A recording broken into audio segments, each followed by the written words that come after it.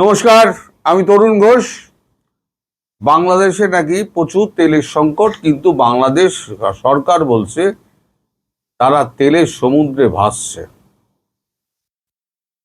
এখন সরকার বলছে এক, পাবলিক বলছে এক, আর চিত্র তো পরিষ্কার সত্যটা তুলে ধরছে। পাম্পে পাম্পে দীর্ঘ লাইন, তারপর যে সমস্ত চোরা কারবারিদের সঙ্গে পাম্পের মালিকদের গাঁটসাট আছে, তারা সমস্ত ড্রামে করে আগে তেল নিয়ে যাচ্ছে। তারপরে সরকারি পরিবহনে স্টিকার মেরে সে নকল হোক আসল হোক, তারা নিয়ে যাচ্ছে। মুশকিলে পড়েছে যারা, আমি ভিডিওগুলো দেখছিলাম, তাতে সাধারণ মানুষ এবং বাস, ট্রাক, এরা। সরকার এটা বুঝতে পারছে না যে গণপরিবহন এবং ট্রাক, মালবাহী ট্রাক এবং সাধারণ মানুষ, এরা হচ্ছে, তারপরে ধরুন মাঠে ট্রাক্টর যেটা চলে, এরাই হচ্ছে কিন্তু মানে সমাজের মূল ভিত্তি।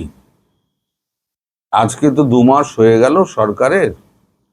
এই 2 মাসে এমন একটা জিনিস তারেক রহমান সরকার উল্লেখ করুন যে তারা ঠিকঠাক করেছেন। বেশি একটা কথা বলেছিলেন, আই হ্যাভ এ প্ল্যান।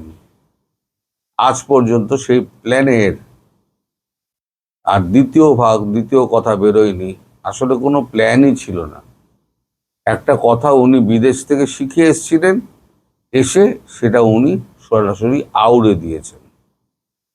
আসলে এই সময়টা মোকাবিলা করার জন্য যে প্রতিভার দরকার, সেই প্রতিভা বাংলাদেশের সরকারে এখন যারা বসে আছে তাদের কারণ নেই। আর তার আগে যে ছিলেন আমাদের ডক্টর মোহাম্মদ ইউনূস, তার ব্যাপারে এবার একটু বলি। তিনি ওই শেখ হাসিনার রেখে যাওয়া চাল কিন্তু শেষ দিন পর্যন্ত স্টক থেকে বার করে উনি বিলিয়েছেন, আপনারা সাক্ষী আছেন।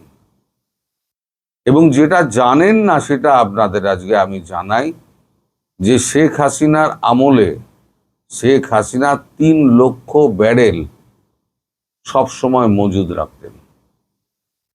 3 লক্ষ ব্যারেল, খবরটা আপনারা জানেন। আপনাদের পত্রিকা, আপনাদের সমাজ মাধ্যমে কেউ খবরটা জানেই না। 3 লক্ষ ব্যারেল উনি তার ঘনিষ্ঠ মহলে, ভারতীয় ঘনিষ্ঠ মহলে, উনি রাজনৈতিক মহলে এটা বলেছেন। উনি বলেছেন এটা আমি বললে পরে এখন আগুন লেগে যাবে, তাই আমি এটা বলবো না। কিন্তু আমি 3 লক্ষ ব্যারেল আমি মজুত করে এসেছিলাম। অর্থাৎ 2 4 যেটা হচ্ছে, না ইউনূস সরকার তেল আমদানি করেছে, না চাল আমদানি করেছে, শুধু কিছু মালপত্র আমদানি করেছে, যেগুলো ওই সমতা বজায় রাখার জন্য।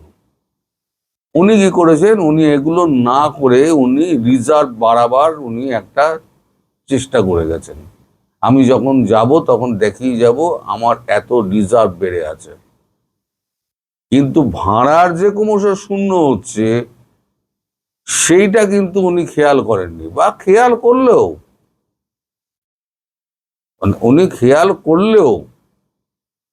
বাংলাদেশকে তো নিজে হাতে তো বেচে দিয়েছেন।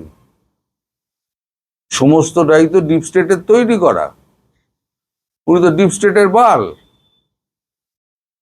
নইলে যেখানে 12 তারিখ নির্বাচন, সেখানে 9 তারিখে গোলামি চুক্তিতে সই করে দিয়ে যায়। তারেক রহমান সরকার কি করছে? দেশটাকে বেচে বুচে শেষ করে দিয়ে এখন যে চলে গেল, সে তো দেশেই অবস্থান করছে। ভারতের সঙ্গে যে কথা হয়েছিল ইউনূসের বিরুদ্ধে অ্যাকশন নিতে হবে, নিয়েছে অ্যাকশন? নেয়নি। দেশের জনগণকে বোকা বানাচ্ছে। বেশি দিন মানুষকে বোকা বানানো যায় না। ইন্দিরা গান্ধী একটা কথা বলেছিলেন, একটা মানুষকে একদিন ভুল বোঝানো যায়, দুটো মানুষকে দুদিন ভুল বোঝানো যায়, কিন্তু সমস্ত মানুষকে চিরদিনের জন্য বোকা বানানো যাবে না। আপনিও পারবেন না, ইউনূসও পারেননি। আসলে আপনার দেশে তেল নেই, আপনার রিজার্ভে তেল নেই, সেটা ইউনূস যে বিক্রি মানে বেচে দিয়েছে না আপনারই করে, সেটা বলতে আপনার কষ্ট হচ্ছে। কারণ ইউনূসের জুতোই তো আপনি পা ছেড়ে যাওয়া জুতোই তো আপনি পা গলিয়েছেন, এবং ইউনূসের সঙ্গে আপনার একটা তলায় তলায় গাঁটছাড়া বাঁধা আছে। এবং কোন দিন না ইউনূসকে আপনি রাষ্ট্রপতিও করে দিতে পারেন, সেটাও হতে পারে। কিন্তু আমি আসছি মধ্যবিত্তের কথা। আজকে যদি মানে পেট্রোল ডিজেল যদি আপনার দেশে এত থাকতোই, এতই যদি তেলের ওপর ভাসতেন, তাহলে পাম্পগুলোর এই অবস্থা কেন? সাধারণ মানুষের এত দুর্গতি কেন? আজকে মানুষ যারা অটো চালায়, তারা অটো চালাতে পারছে না। অটোকে আপনারা 3 চাকার গাড়িগুলোকে আপনারা কি বলেন সেটা তো আমি জানি না, চালাতে পারছেন না। যারা পায়ে চালানো রিক্সা যারা চালান, তাদের পেটের ভাত জোগাড় করতে গিয়ে এমন দর হাঁকাতে হচ্ছে, সেটা সাধারণ মানুষের পক্ষে দেওয়া সম্ভব হচ্ছে না। বাইকে তেল ভরতে যদি চলে যায় 8 ঘন্টা, তাহলে ডিউটিতে যাবে কখন? কলকারখানাগুলো বসে যাচ্ছে। ধীরে ধীরে ধীরে ধীরে কিন্তু অনিশ্চয়তা এবং ভয়ঙ্কর অবস্থা কিন্তু ধেয়ে আসছে, কালো মেঘ ধেয়ে আসছে, আপনি বুঝতে পারছেন না। আপনি সপরিষদ বসে ওখানে নানান রকম নিজেদের মধ্যে মন্তব্য করেন, কিন্তু প্রকাশ্যে আপনি কোনো কথা বলেন না। আসলে আপনি রাজনীতি জানেন না, কথা বলতে গেলে ভুলভাল কথা বলে ফেলবেন, ওই জন্য আপনি বুদ্ধিমানের মতো চুপ করে থাকেন, যা বলার সালাউদ্দিনকে দিয়ে বলান। আমার একটা বক্তব্য আছে দর্শক, কখনো না কাউকে কটূক্তি করবেন না। আমাদের নরেন্দ্র মোদী যখন প্রধানমন্ত্রী হয়েছিলেন, তখন আপনারাই কিন্তু কটূক্তি করেছিলেন চাওয়ালা প্রধানমন্ত্রী। আজকে আপনাদের কপালে কিন্তু 8 পাস প্রধানমন্ত্রী জুটল। আমি শিক্ষা নিয়ে বলতাম না, কিন্তু যেহেতু আপনারা ওটা বলেছিলেন না, তাই আমি এটাকে উল্লেখ করলাম। ওই জন্য বলে, কারণ অনিষ্ট করবেন না, কারোর সম্পর্কে কটু মন্তব্য করবেন না। ওই মন্তব্য কবে যে আপনার দিকে তীর হয়ে ফিরে আসবে, তা আপনিও জানেন না, আমিও জানি না। আজকে আপনারা যে অবস্থার মধ্যে আছেন, যে দুর্ভোগের মধ্যে আছেন, সেটা কিন্তু সম্পূর্ণ আপনার নিজস্ব ডেকে আনা। যারা এই তেলের পাম্পে টাম্পে যারা এই দৌড়োদৌড়ি ছুটোছুটি করছেন, তারা অধিকাংশ কিন্তু মধ্যবিত্ত মানুষ। শেখ হাসিনা যখন ছিলেন, এই মধ্যবিত্ত মানুষ যারা একটু উচ্চ মধ্যবিত্ত, তারা ছুটি কাটাতে মালয়েশিয়া যেতেন, ব্যাংকক যেতেন, সিঙ্গাপুর যেতেন। আর যারা একটু কম পয়সা আছে, তারা অন্তত ভারত আসতেন। শেখ হাসিনার আমলে একটা সুস্থ সমাজ ছিল। সন্ধেবেলা পার্কে বেরোতেন, সিনেমা দেখতে যেতেন, শিল্প সাহিত্যের চর্চা হতো, নাটক হতো, সিনেমা হতো। কাফেতে বসে আপনারা রাত 12টা 1টা অবধি আপনারা আড্ডা মেরেছেন। কখনো কি এই দুঃসময় আসেনি? করোনা কালে যে দুঃসময় এসেছিল, উনি তা কঠিন হাতে মোকাবিলা করেছেন।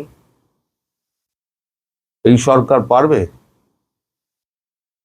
সেই বোঝার মতো ক্ষমতা এবং তাকে সামলে নেওয়ার ক্ষমতা এই সরকারের কারোর আছে?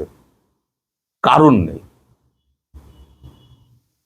আপনারা ভারতের সঙ্গে শত্রুতা করে ভারতের সঙ্গে এমন একটা সম্পর্ক করে ফেলেছেন যে ভারত আপনাকে সাহায্য করতে গেলে বিরোধী পক্ষ এখানে যে যারা রয়েছে তারা একেবারে হই হই রই রই করে পড়ে যাবে।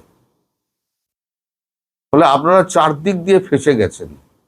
এক, নিজেদের পাপ নিজেরা বইছেন। দুই হচ্ছে আপনাদের একটা অথর্ব সরকার, আর আগের যে সরকারকে আপনারা দুহাত তুলে আপনারা স্বাগত জানিয়েছিলেন, স্যারের 1000 বছর হায়াত হোক, স্যার আপনাদের পশ্চাৎ দেশে একটি বড় বংশদণ্ড দিয়ে গেছে। আমি জানি না সামনের দিকে কি আছে। ট্রাক্টর যদি না চলে তাহলে পরে, আর সার যদি না পান তাহলে ক্ষেতের কি অবস্থা হবে? চাল তো মজুদ নেই, সব চাল শেষ করে দিয়েছেন, সব তেল শেষ করে দিয়েছেন। এবার আপনাদের তেল নিংড়োচ্ছে কে? এই সরকার। আজকে যারা শেখ হাসিনার বিরুদ্ধে রাস্তায় নেমেছিলেন তাদের ম্যাক্সিমাম হচ্ছে ওই মধ্যবিত্ত আর নিম্ন মধ্যবিত্ত। তারা সংস্কার চেয়েছিলেন, দ্বিতীয় স্বাধীনতা, মুক্তি চেয়েছিলেন।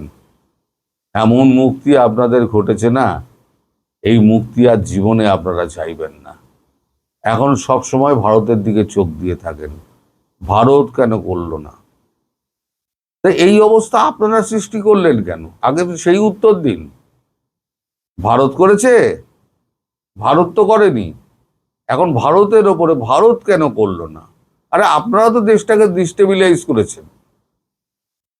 ভারতের উত্তর পূর্বাঞ্চল আপনারা খেয়ে নেওয়ার আপনারা হুমকি দিয়েছেন, আপনারাই তো ভারতকে খেপিয়ে দিয়েছেন। আবার বলছেন ভারত কেন দিচ্ছে না। ভারত এই সুবিধা দিক, ওই সুবিধা দিক, সেই সুবিধা দিক। ভারতকে আপনারা কি দিয়েছেন? হিংসা, কালাগাল, বিদ্বেষ, ভারতীয়দের প্রতি আপনাদের ঘৃণা। প্রত্যেকটি বাংলাদেশি যারা বৈষম্য বিরোধী সব বাংলা বা ভারতবাসীকে ঘৃণা করে। আমরা এই কিপ্টে, হ্যাঁ আমরা কিপ্টে, আমরা আমাদের সম্পদকে আমরা ধরে রেখে দিই। আজকে সম্পদকে ধরে রেখে দিয়েছি বলে ভারতবর্ষ ওই জায়গা থেকে ওই জায়গায় পৌঁছে গেছে। আপনারা সম্পদকে ধরে রাখতে জানেননি, তাই আজকে আপনাদের এই অবস্থার মধ্যে চলে এসেছেন। শেখ হাসিনা যতটুকু সম্পদ করে গেছিলেন, যতটুকু উন্নয়ন করে গেছিলেন, সে সমস্ত উন্নয়ন ধ্বংস হয়ে গেছে। এবার আপনারা শুকনো পেটে ঘোরার ব্যবস্থা আপনাদের হয়ে গেছে। আমাকে এক ভদ্রলোক তার করুণ দুঃখের কথা লিখে পাঠিয়েছেন। আমার তো কিছু করার নেই যে আমি আপনাকে সেটা জানাই, কেউ করতে পারি। এই যে উনি লিখেছেন, দেখতে পাচ্ছেন কিনা আমি জানি না, উনি লিখেছেন সেটা হচ্ছে, আসসালাম আলাইকুম ভাইয়া, কঠিন একটা পরিস্থিতির মোকাবিলা করছি ভাইয়া। গত রাত থেকে এখনো পর্যন্ত পরিবারের জন্য কোনো চাল বাজার ব্যবস্থা করতে পারিনি। খুব বিপদে আছি। আমার সন্তানদের শরীর কাঁপছে এবং ঘামছে ক্ষুধার জ্বালায়। প্লিজ ভাইয়া একটা ব্যবস্থা করেন। আপনার হাতে পায়ে ধরে অনুরোধ করছি। আমার বিকাশ নম্বর 017188600145, 017188600145। এই তলায় উনি ফোন নাম্বার লিখে দিয়েছেন এইখানে। কিন্তু আমি যে এখান থেকে পাঠাবো, তাকে সাহায্য করব, আমি তাকে লিখলাম, there is no way to transfer any a type of amount from India through bKash, because it is not registered in our country. I can only pray for you, sorry my dear. এছাড়া আমার কোনো উত্তর দেওয়ার ছিল না। তাতে উনি আমায় লিখেছেন আমার অ্যাকাউন্ট নাম্বার দিয়ে, অগ্রণী ব্যাংকের, Khan Jahan Ali road branch, Khulna zone, swift code এত, রুটিন নাম্বার এত। দাদা ওপরের ব্যাংক অ্যাকাউন্টে একটু দেন দুটো মেধাবী সন্তানদের পড়াশোনার পাশাপাশি বৃদ্ধ বাবা মা এবং পরিবার নিয়ে কঠিন পরিস্থিতির মধ্যে দিনগুলো অতিবাহিত করছি। প্লিজ এই অসহায় ভাইটির জন্য ব্যবস্থা করুন। আপনারা নিজেরাই দেখুন, এই হচ্ছে আপনাদের দেশের হাল আপনারা করেছেন। আমি আর কি বলবো বলুন। তাদেরকে বিদেশিদের কাছে হাত পাততে হচ্ছে। দেখছি এই ব্যাংক অ্যাকাউন্টে কিছু করা যায় কিনা। আমি জানি না কিভাবে টাকা পাঠাতে হয়, আমি জানি না। যদি হয় তাহলে আমার পক্ষে সম্ভব হলে আমি নিশ্চয়ই করব। কিন্তু আমার প্রশ্ন হলো যে এই অবস্থার মধ্যে কারা নিয়ে এলেন?